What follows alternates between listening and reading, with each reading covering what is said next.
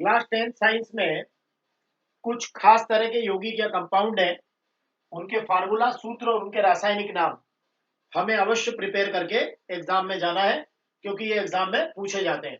First of all इसमें है bleaching powder. Bleaching powder का जो फार्मूला है उसमें आपका कैल्शियम आएगा, ऑक्सीजन आएगा और क्लोरीन। तो ये होता है CaOCl2। तो CaOCl2 के लिए आप लिखेंगे calcium oxychloride. Calcium oxychloride CaLCium oxy CHNORIDE calcium oxychloride. फिर है बेकिंग सोडा। अब देखिए विरंजक चूर्ण हो गया कैल्शियम, देखिए यहां से याद कीजिएगा कैल्शियम ऑक्सीक्लोराइड, कैल्शियम ऑक्सीक्लोराइड, ठीक है। अब नेक्स्ट है आपका, याद करना बहुत आसान रहेगा, नेक्स्ट है आपका बेकिंग सोडा। बेकिंग सोडा के लिए आप लिखेंगे NaHCO3। देखिए सोडा में आप ध्यान रखना सोडियम को लेना है, ठीक है। तो NaHCO3 इसका हो जाएगा, Na से बनेगा आपका सोडियम, H से बनेगा हाइड्रोजन और कार्बोनेट, सोडियम हाइड्रोजन कार्बोनेट। अलग अलग कीजिए, sodium hydrogen carbonate, sodium hydrogen carbonate, अलग अलग भी याद कर सकते हैं आप, है ना। थर्ड है आपका धावन सोडा। इसमें फिर सोडा आ रहा है, तो यहां याद रखिएगा सोडा जब भी शुरू हो कम से कम 10th की साइंस में, तो Na2CO3 sodium carbonate decahydrate 10H2। तो धावन सोडा में या वॉशिंग सोडा में, ये बेकिंग सोडा था सोडियम हाइड्रोजन कार्बोनेट, ये धावन सोडा वॉशिंग सोडा है Na2CO3 sodium carbonate decahydrate.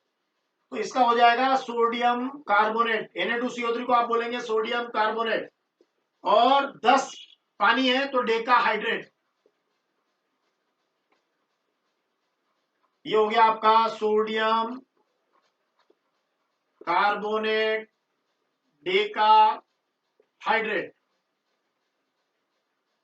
Last है आपका प्लास्टर ऑफ पेरिस, POP जिसको आप बोलते हैं। सीलिंग्स वगैरह, छत वगैरह बनाते हैं आप, कहीं आप हड्डी वगैरह टूट फूट हो जाती है, इसके अभी ये यूजेस तो बहुत इजी है। जैसे विरंजक चूर्ण का विरंजन क्रिया के अंदर होता है, आप कपड़ों का कलर वगैरह चेंज करना चाहते हैं या आप उसका रंग उड़ाना चाहते हैं तो आप उसका यूज कर सकते हैं। बेकिंग सोडा को आपको खाने को जो है वो, अगर आपको मुलायम बनाना हो, बेकिंग पाउडर बनाना हो तो इसका यूज करते हैं।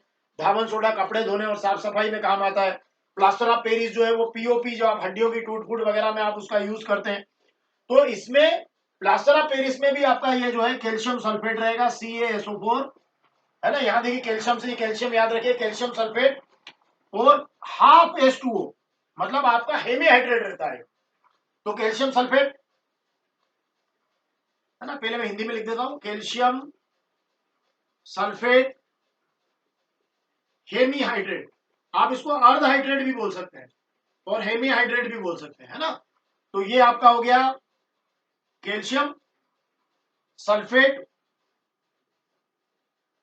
SuLPHATE hemihydrate. तो ये हो गया आपका calcium sulphate Hemy hydrate.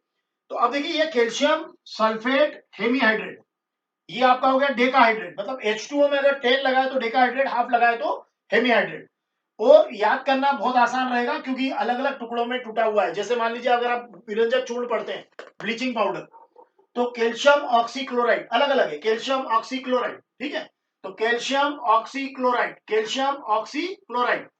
Baking soda NaCO3 sodium hydrogen carbonate. और सोडा जब भी आपके वर्ड आएगा तो आपको 10th में भी आपके जो सिलेबस में जितने भी सोडाज हैं उसमें सारा सोडियम है।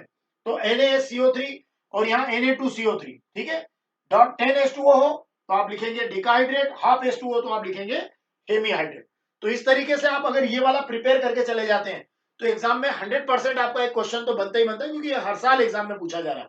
अब ज्यादा से ज्यादा इसके यूजेस के बारे में आप एक थोड़े बहुत इसके उपयोग, एक एक उपयोग, कम से कम एक एक दो दो उपयोग इसके आप कर लेंगे तो ये आपका बहुत अच्छा क्वेश्चन प्रिपेयर हो जाएगा।